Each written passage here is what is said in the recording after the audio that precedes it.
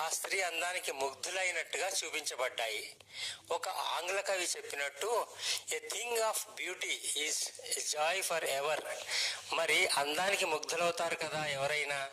ఇదండి ఈ చిత్రంలోని విషయం. అందమైన యువతి సింగారించుకొని అద్దంలో తన అందాన్ని చూసుకొని మురుస్తున్నది. ఈ రకమైన పెయింటింగ్స్ ఇళ్లల్లో, ఆఫీసులలో, హోటళ్ల రిసెప్షన్లో గోడలకి, రూమ్ల గోడలకి, ఇలా ఎక్కడైనా గోడలపై అలంకారానికి పెట్టుకోవడానికి ఎవరైనా ఇష్టపడతారు కదా.